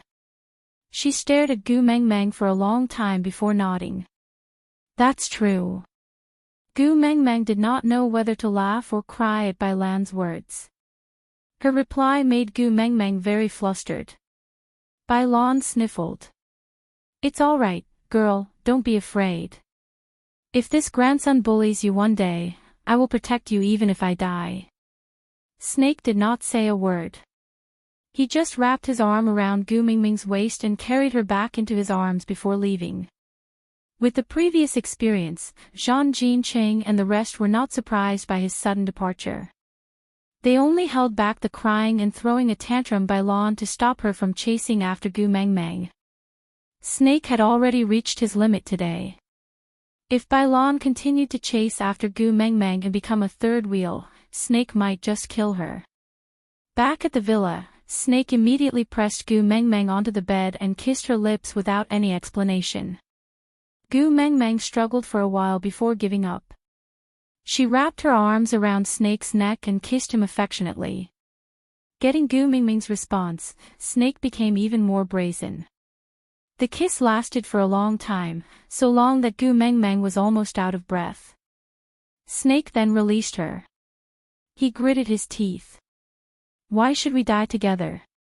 Even if you die, you should die in my arms. I will protect you." Gu Mengmeng was stunned for a long time before she realized that Snake was referring to Bailon. She chuckled. "Bailon just drank too much. It's just words. Why take it so seriously?" "But she said I will bully you."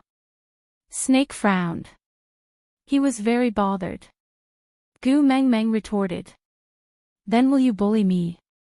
Snake's gaze darkened and his lips curled up slightly. Maybe in a specific place, like on the bed. Gu Meng Meng blushed. She pushed Snake.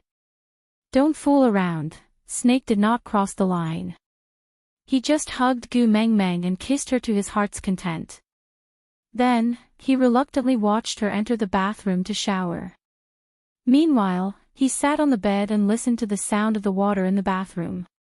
It was as if he was torturing himself. He did not want to step back from this room. When Gu Meng Meng came out of the bathroom in her pajamas, she gave Snake a meaningful smile.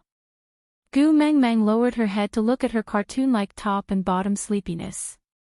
This was definitely the ultimate weapon to kill off any ambiguous atmosphere.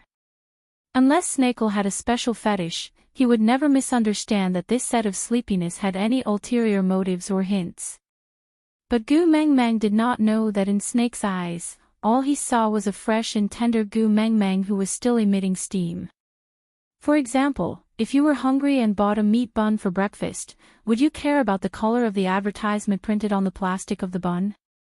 Tu Meng, why don't we put the wedding on the agenda? Gu Meng Meng was shocked. Even though she had never been in a relationship before, Gu Meng Meng still had the heart of a young girl. She had imagined countless marriage proposals, but never did she expect that one day, when she pushed open the door of the bathroom, she would see a man with green eyes saying the word marriage to her, who was wearing cartoon pajamas.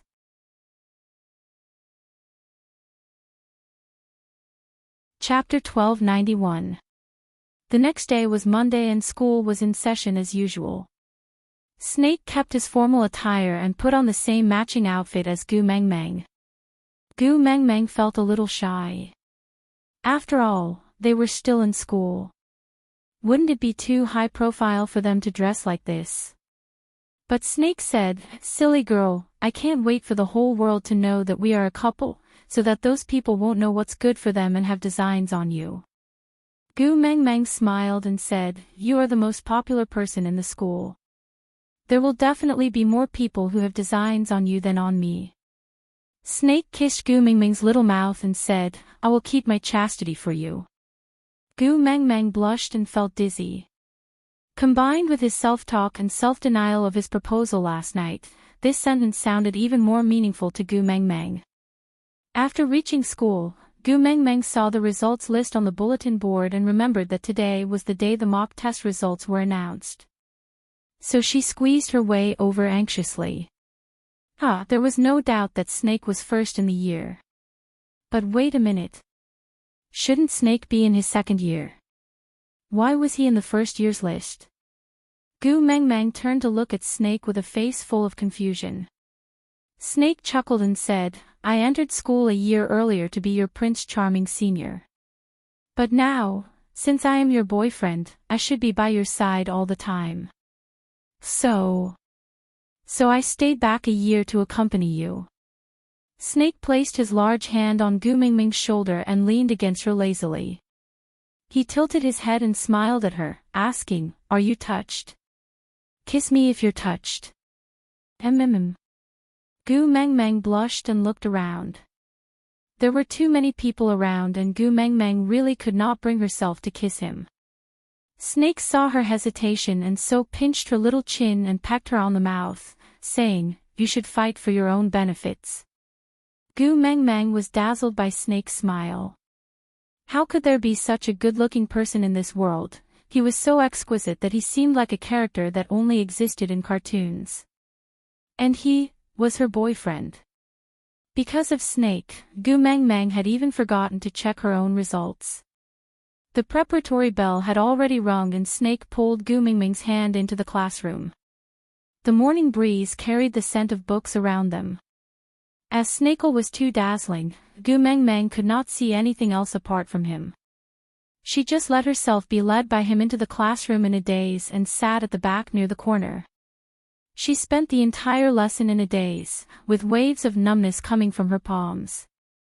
Until the end of the lesson, someone stood at the door and shouted, "Gu Meng Meng, there's a guy at the school entrance looking for you. Looking for me? Gu Meng Meng was quite surprised. Who would come to school to look for her? But Snake was focused on another important point, male. Gu Meng Meng shook her head, indicating that she did not know either. Snake hugged Gu Meng Meng's shoulders and said, since you don't know, you don't have to bother about it. Gu Meng Meng felt that it was not a good idea, but when she said that she wanted to go take a look, Snake's face was so cold that ice could form, so she could only give up. But halfway through the second lesson, the faculty head suddenly knocked on the door and waved at Gu Meng Meng, saying, Gu Meng Meng, come out for a while.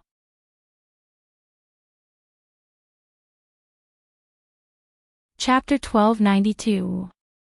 At the end of the school corridor, there was a man standing by the window.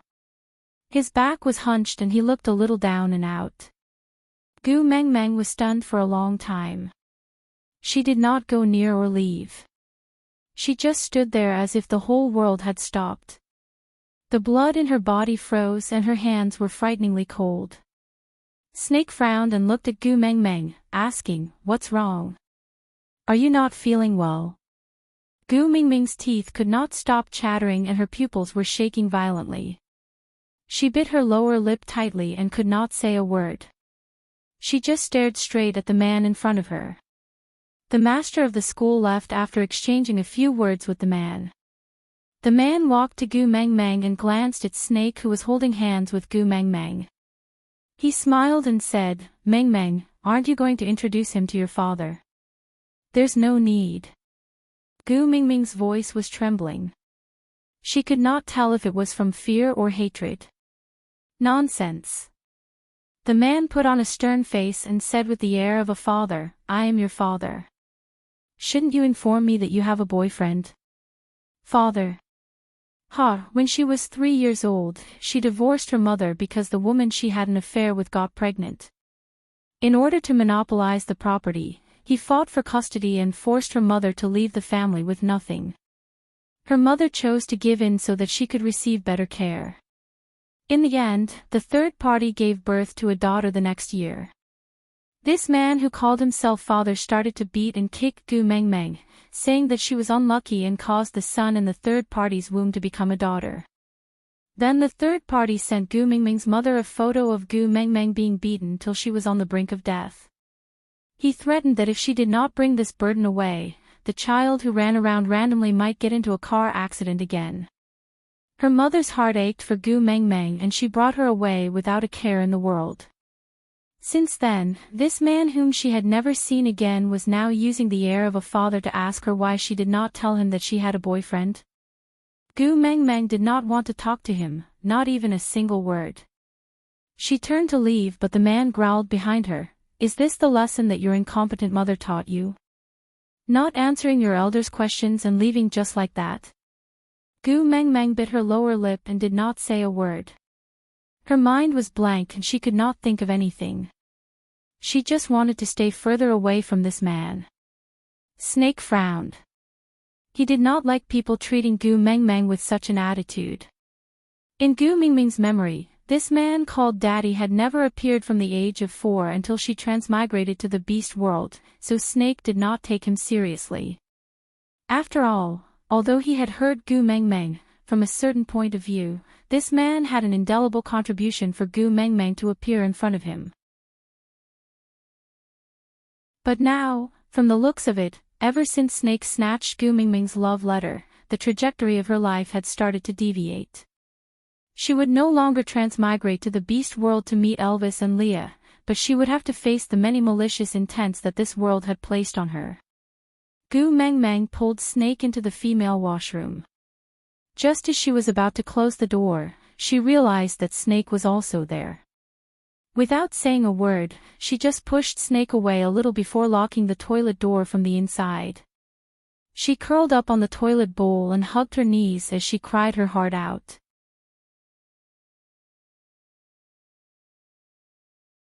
Chapter 1293. That man had not left yet.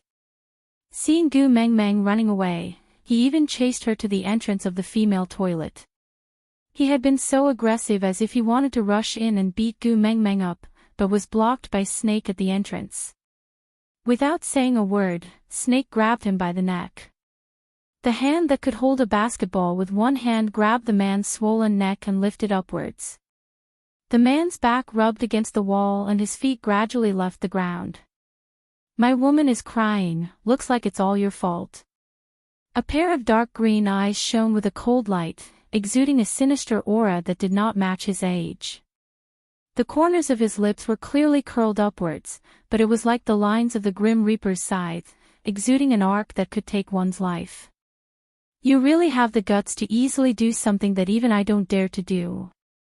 The man did not doubt that the green-eyed man in front of him would really strangle him to death. He struggled with all his might but to no avail. He grabbed onto Snake's wrist tightly to fight for a bit of breathing space and said with his choked throat, "Murder is against the law." But Snake laughed, tilted his head and asked. She disappeared from the world after she was 4 years old, hiding like a mouse in the gutter to avoid the $500 of child support every month. "Suddenly, you came knocking on my door. Wasn't it because you found out my identity that you pounced on me like a stray dog that smelled meat?" Snake slowly approached the man and narrowed his eyes. "You know, right? I am the royal family of F country and have the title of a prince. As long as I say that you attacked me and I killed you in self-defense, do you think the diplomats of your country will instigate a conflict between the two countries because of you, or hand over your mistress and illegitimate child to me for me to slaughter?" "I am her father." In the end, the man could only say these 4 words in a staccato manner. Snake snorted coldly and loosened his grip, causing the man to fall onto the ground with a thud. Then, he lay there panting heavily and coughing violently. Snake looked down at the man from above and said coldly, "If you are sincerely apologizing and coaxing her to be happy and acknowledge you as her father, I don't mind spending some money to give her a facade of familial harmony. Unfortunately, you're too stupid. You've wasted the title of a future father-in-law. Let me tell you, unless she takes the initiative to find you, otherwise, you will continue to hide in the gutter and be your rat. If she shed another tear, I'll let you see what the world looks like after dark. Get lost." The last word was said in a low voice. The man seemed to have been pardoned and scrambled away. Meanwhile, Snake entered the female bathroom and first turned on the tap to wash his hands. Then, he knocked on the door of the cubicle Gu Mengmeng was in and said, "Even if the sky falls, there's still me. If you want to cry, cry in my arms. Let me be alone for a while, sob sob. I beg you." Gu Mengmeng tried her best to suppress her sobs. She also felt very useless. They were strangers whom she had only met once in more than 10 years, but she was crying like this after just one meeting and he did not say anything overboard. It seemed like she was making a mountain out of a molehill. But that stranger whom she had not seen for more than 10 years, was her father.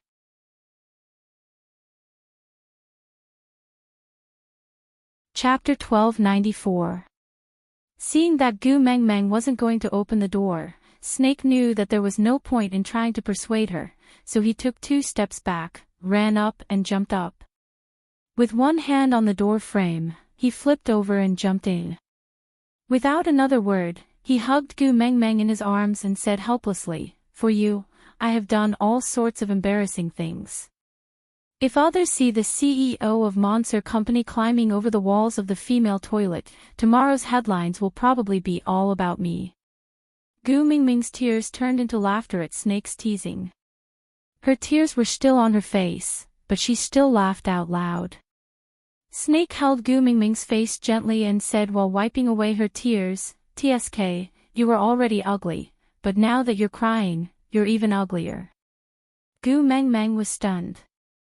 She immediately covered her face with both hands and said, "That's why I told you not to come in, let me be alone for a while." Which girl didn't want to maintain their best image in front of the person they liked? Especially when the other party was someone as perfect as Snake. Even if she tried her best, she would not be able to match up to him. Now that she was crying so badly, she was even more unworthy of him. Gu Meng Meng was actually very bothered by Snake's disdain. But Snake grabbed her hands and placed them on the back of his waist. Then, he went downstairs and pulled Gu Meng Meng into his arms. He supported the back of her head with one hand and pressed it against his chest. He smiled and said, "Let you be alone. That won't do. If you can't even lean against my chest when you cry, then what's the point of having me as your boyfriend? But ugly, you'll despise me, no matter how ugly you are, you're still my woman." Snake kissed the top of Gu Mingming's head and said, "So, I will despise you while loving you more." Gu Mingming's heart melted. She hugged Snake in his arms and slowly calmed her emotions. The bell signaling the end of class rang and the female students walked in groups of 2s and 3s. Snake wanted to go out but was stopped by Gu Meng Meng. If she were to walk out of the ladies' toilet with Snake in such a situation, who knew what kind of indecent rumors would spread about them? Did you see Gu Mingming's results? She's ranked 429th. There are only 450 people in the entire cohort, and she's actually ranked 429th. A girl's tone was full of ridicule. Gu Meng Meng blushed. In the morning, she had been staring at Snake's name in a daze and did not notice her own results. That's right. She wondered what Snake saw in her. He doesn't look outstanding, doesn't speak well, doesn't have a family background, and even his studies are a mess. What kind of results are those? Even if you made a mistake and chose C, you shouldn't have gotten this result, right? Maybe he's a top student. Otherwise, how could he perfectly avoid all the correct answers? I was pretending to be dumb on purpose so that I could get closer to Snake. Senior, I don't know how to answer this question. Can you please teach me? The girls purposely pinched their throats and used an artificial voice to imagine Gu Meng Meng and Snake's conversation, before bursting into laughter outside. Gu Meng Meng bit her lower lip and did not say a word. Snake, on the other hand, could not take it anymore. He directly pushed open the door and walked out. He stared coldly at the gaping girls and said, "What does my Tuming's results have to do with you?" In an instant, the female toilet seemed to have frozen over. Everyone froze and even stopped breathing in shock.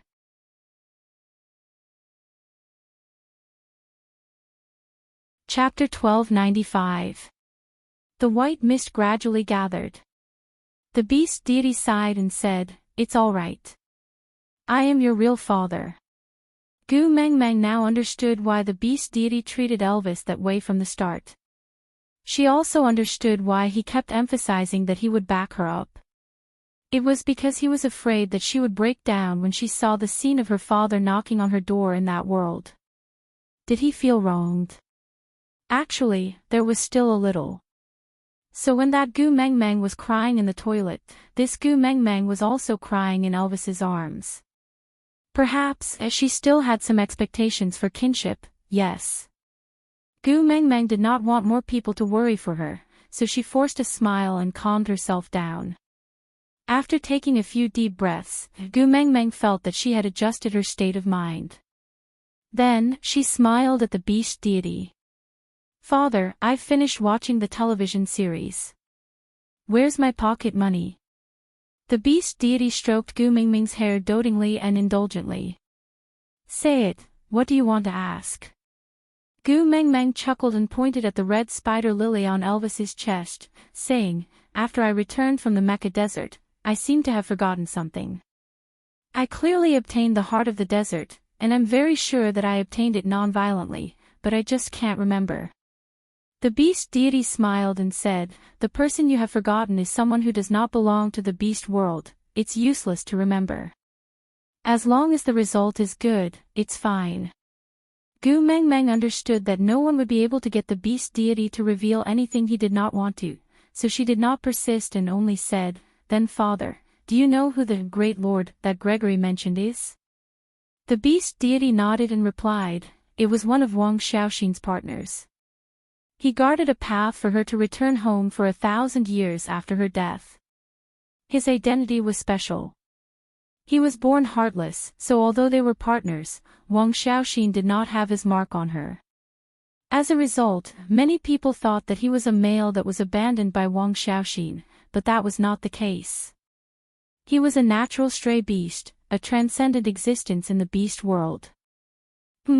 How should I put it? Oh, that's right. Let me quote a line from a movie I watched 2 days ago. It's if he becomes Buddha, there will be no demons in the world. If he becomes a demon, there will be nothing Buddha can do. So powerful. The great sage, heaven's equal. Gu Mengmeng instinctively replied. The beast god nodded and chuckled. You can say that. Because I don't have a heart, I don't have any concept of good and evil, right and wrong. Everything I do is based on my whims. In his entire life, he only liked Wang Xiaoxin. Oh, then the engagement between the vulture tribe and him, the beast deity chuckled as he glanced at Elvis. Then, he retracted his gaze and said, Wang Xiaoxin from 1,000 years ago, I guessed that you would be the successor as the messenger of the beast deity 1,000 years later. I also guessed that you would go to the Mecca desert to retrieve the heart of the desert. But I didn't expect that, you wouldn't use the heart of the desert on yourself, but, Gu Mengmeng face-bombed and said, so Wang Xiaoxin wanted to arrange my marriage 1,000 years ago and introduce a bird man to be my husband, right?